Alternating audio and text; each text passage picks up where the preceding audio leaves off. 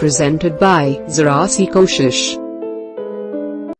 आज हम कक्षा 7वीं की हिंदी में संकलित कविता शाम एक किसान के अभ्यास के प्रश्न उत्तर कर रहे हैं। पहला प्रश्न है, इस कविता में शाम के दृश्य को किसान के रूप में दिखाया गया है। यह एक रूपक है। इसे बचाने के लिए 5 एकरूपताओं की जोड़ी बनाई गई है। उन्हें उपमा कहते हैं।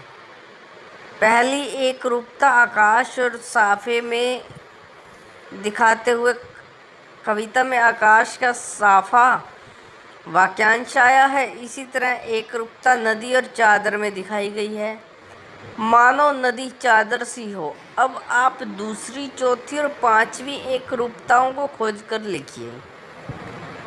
तो इसमें अलंकारों का प्रयोग किया गया है सरल शब्दों में, जो आपके 9th क्लास में पूरा चैप्टर आएगा। 9th से लेके आगे +2 तक चलेगा। तो उपमा एक अलंकार है, रूपक भी एक अलंकार है। अलंकार वे धर्म है जो काव्य की शोभा बढ़ाते हैं। तो इसमें एकरूपता कौन सी है? दूसरी, चिलम सूरज सी। चौथी एकरूपता है पलाश के जंगल की अंगीठी। और 5वीं एकरूपता अंधकार भेड़ों के गले सा। तो यहाँ से थोड़ा मिसप्रिंट है, ठीक कीजिएगा। प्रश्न नंबर 2 है, शाम का दृश्य अपने घर की छत या खिड़की से देखकर बताइए। तो इस प्रश्न का उत्तर सभी स्टूडेंट्स अपने अपने घरों में रहते हुए जैसा उनके शाम का दृश्य होता है आसपास, वो लिख सकते हैं। लेकिन कुछ बातें सब जगह समान होती हैं। जैसे शाम कब से शुरू हुई, तब से लेकर सूरज डूबने में कितना समय लगा, इस बीच आसमान में क्या क्या परिवर्तन आए। तो इसके उत्तर में हम यहाँ क्या लिखेंगे? शाम में घर की छत या खिड़की से देखने पर पता चला कि सूर्य के पश्चिम में पहुँचने के साथ साथ ही संध्या होने का रंगत लगता है। शाम से सूरज के डूबने तक में लगभग 1 से 1.5 घंटे का समय लगा। इस बीच आसमान में लालिमा छा जाती है। नारंगी और बैंगनी रंग के बादलों से आकाश व दिशाएं ढक गईं। प्रश्न नंबर 3 है, मोर के बोलने पर कवि को लगा जैसे किसी ने कहा हो, सुनते हो। ये दिए गए पक्षियों की बोली उन्हें सुनकर उन्हें भी 1 या 2 शब्दों में बांधिए।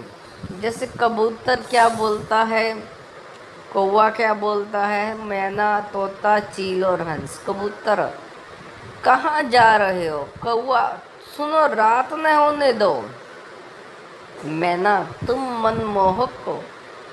तोता, तुम्हारा समय निराला है। चील, थोड़ी देर तो रुको। हंस, तुम्हारा कोई मुकाबला नहीं।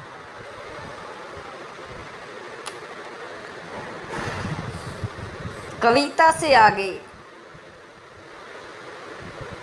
इस कविता को चित्रित करने के लिए किन किन रंगों का प्रयोग करना होगा? तो चित्रित करना है, इसको एक ड्रॉ कर सकते हैं।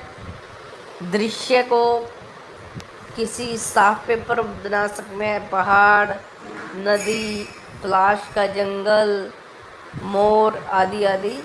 तो इस कविता को चित्रित करने के लिए पीला रंग सूर्य की धूप दिखाने के लिए, लाल रंग पलाश का जंगल दिखाने के लिए, आसमानी रंग आकाश दिखाने के लिए, नीला रंग आकाश में कुछ घनापन दिखाने के लिए, भूरा रंग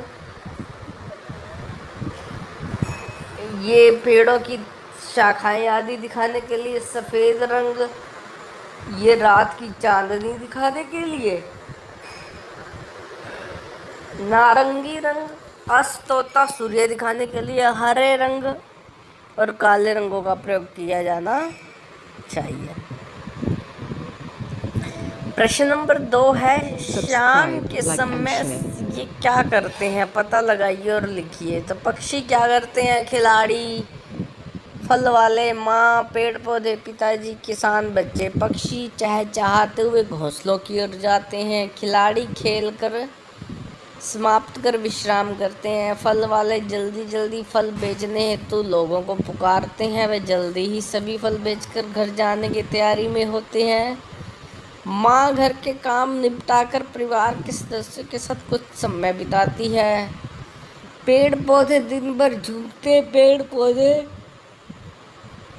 शाम के समय दम साधे खड़े हो जाते हैं, मानो विश्राम करना चाहते हों। पिताजी दफ्तर या दुकान से घर आते हैं, वे बच्चों के साथ समय बिताते हैं। इसके अलावा कई व्यापारी लोग दुकानों पर ही बैठे होते हैं। किसान खेतों के काम को समाप्त कर घर की ओर चल देता है। बच्चे माता पिता के साथ समय व्यतीत करते हैं, कुछ मनोरंजन हेतु टीवी देखते हैं और कुछ खेलते हैं। तो इस प्रकार गतिविधियाँ होती हैं सबकी।